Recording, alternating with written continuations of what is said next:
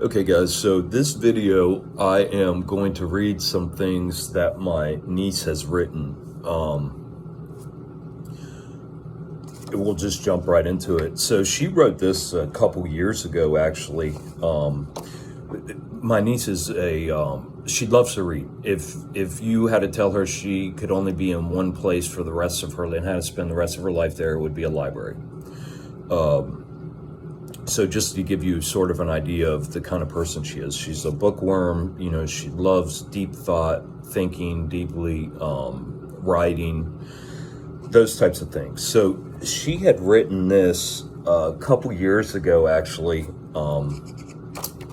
you know, because she didn't have an open relationship with her father, even though she continually tried. You know, she was never given that safe space to express herself. So this is what she wrote. Just like how you tell me, she wrote it to her dad. Just like how you tell me, before I help someone on a plane crashing, I need to get my mask on first. Her dad is a tech guy. He flies to California quite a bit, and she's never flown. So he was describing to her, you know, he's described to her, you know, that on a plane, you have to save yourself if it's going down or if something happens. You have to put your own mask on first to get that oxygen. Because if you reach over to try to help somebody else before helping yourself, you are probably going to pass out and nobody's going to get help. So she said, just like how you tell me, before I help someone on a crashing plane, I need to get my mask on first. You cannot keep saying that you can't take time to yourself because you have the weekends when you aren't doing the paid work you need to. You say you need to do chores at home or hang with us, but working on yourself is the number one and most important thing, and it comes before anything else. No excuses, because you cannot work, hang, help, eat before you are where you need to be at. The world's not falling apart. You are. Okay, so just to give you guys an idea, now this is the girl that her dad, when I picked her up a few weeks ago, told me, I hope you're ready to take care of a child, because that's what she is. Okay, and the reason I'm reading this is because I want you guys to understand this girl. I mean, she probably wrote that at 15, 16 years old. Okay, so she had been doing some research, I guess, when she was here, since she had been here, and this is something that she had wrote again. And this is just showing, this is not somebody who's, you know, worshiping celebrities and listening to ooga booga music and, you know, wrapped up in Friends and what's cool and all that. This is a very intelligent person. You know how when you're drinking water, it's been through at minimum 10 people prior to you? The first step in cleaning it is called coagulation. It's the mixing in of chemicals, salt, aluminum, iron, etc., that bind with the dirt particles, all in all creating larger particles of chemicals in what's considered bad. Then fluctuation, additional chemicals added to form larger flocks, which are loosely packed bunches.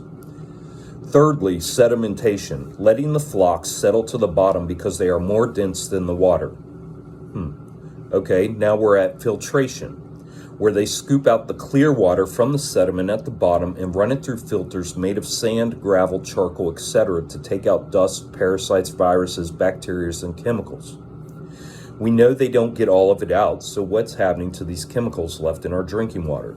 Now she's referring to the water that comes out of your tap, okay? It's all recycled water. So this is the whole process that it goes through. And this is also these bottled water companies that are bottling this municipal water up and selling it to you as spring water. They're doing the same fucking thing.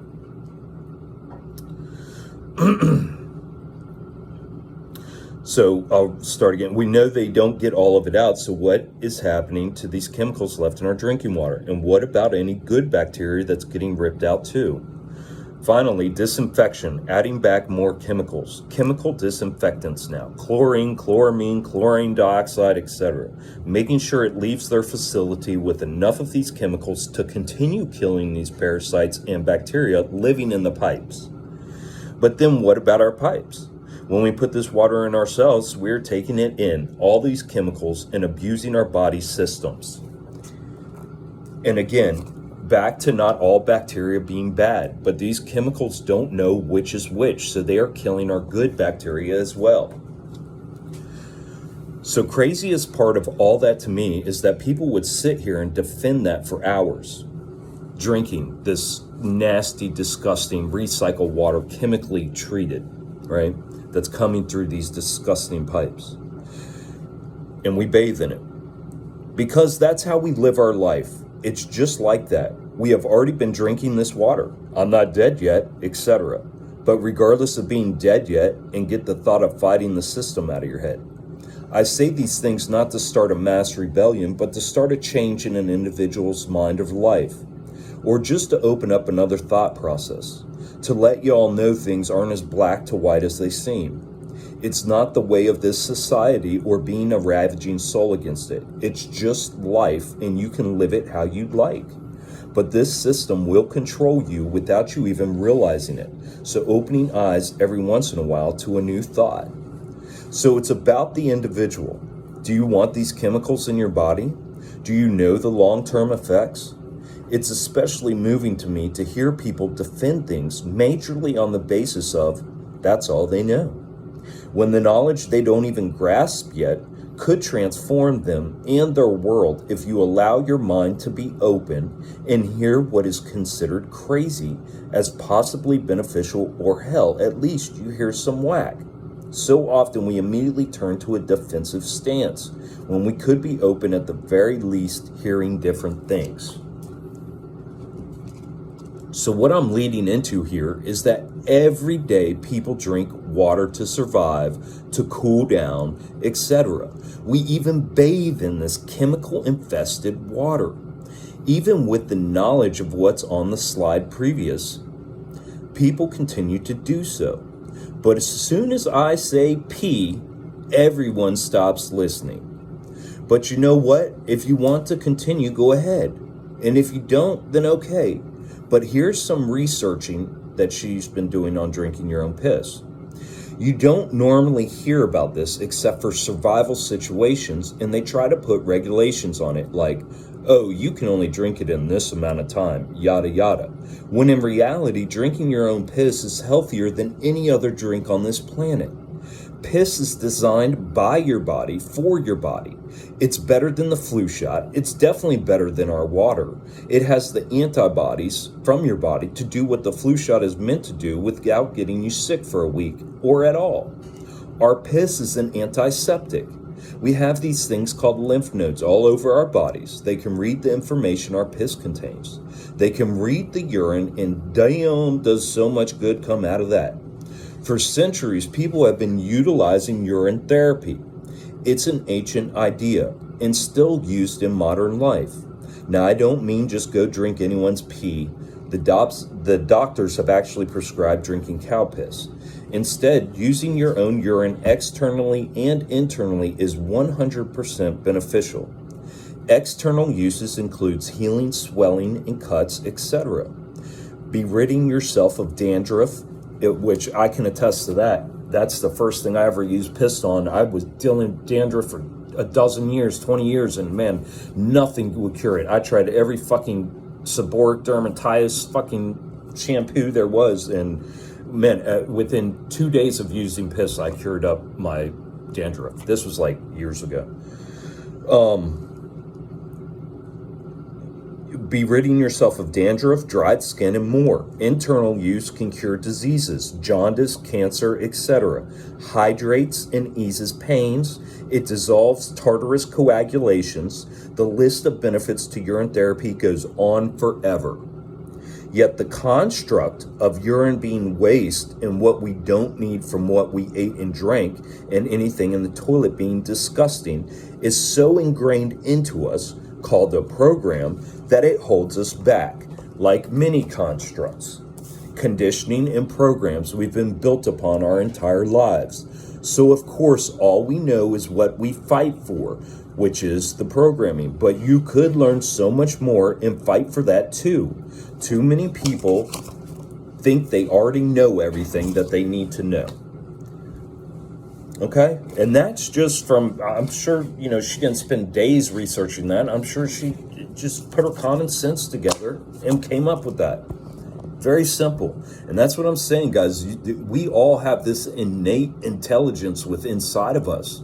This came out of an 18-year-old that had just for the first time in her life opened her up to these things.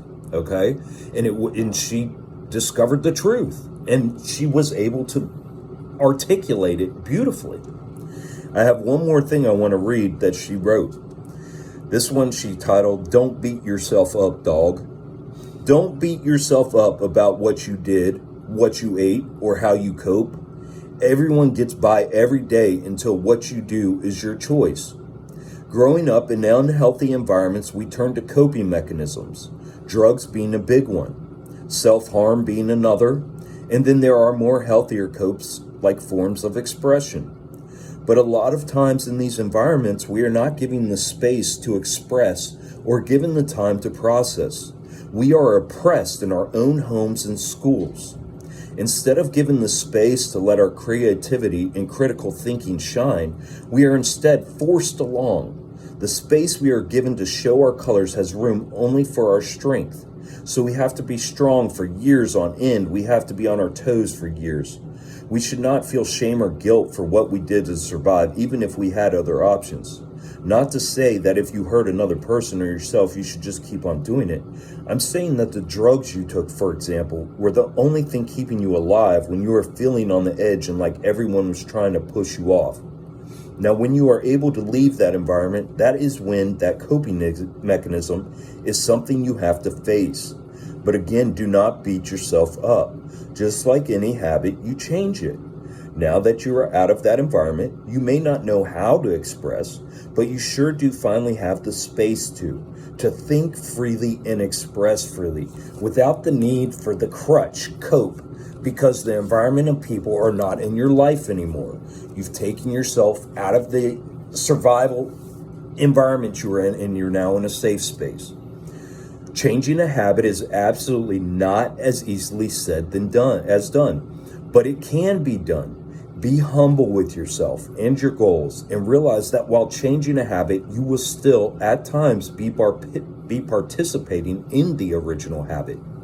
Even once you have really trained yourself, say to eat fruit every morning rather than cereals, if this isn't something that just comes naturally to you, there are still going to be mornings where you uncontrollably crave that cereal, mostly on the basis of, yet again, a pattern, a program. Something done repeatedly, a habit that keeps you wanting to stay in that program pattern even when what you really want is something else. Cognitive dissonance. So your actions are staying within that pattern of eating cereal every morning, but while you're doing that in your mind or even out loud, you're going, "What are you doing, bud? This cereal again? I thought I was done last week. I told myself I was going to quit yesterday. I should be eating fruit." See, maybe these thoughts are beneficial, but your actions are what you need to change. So as long as your actions are not meeting up with your words, then you are fighting yourself in the process of trying to help heal yourself. So again, do not beat yourself up for changing years worth of built up habits, processes, patterns, and programming that came from conditioning and probably abuse and mistreatment. Instead, realize that this will take time as well. So be humble with your goals and realize that even when you have bigger things you are reaching towards, a small step each day, each week even, is still a humble step towards your goal. I say humble in the sense that we cannot overwork ourselves or beat ourselves up to get to our desired outcome. We have to love ourselves and put the time in to show that love in changing habits and breaking programming. Guys, I don't know about you, but I don't know many people that can write that. And the reason this woman can write this down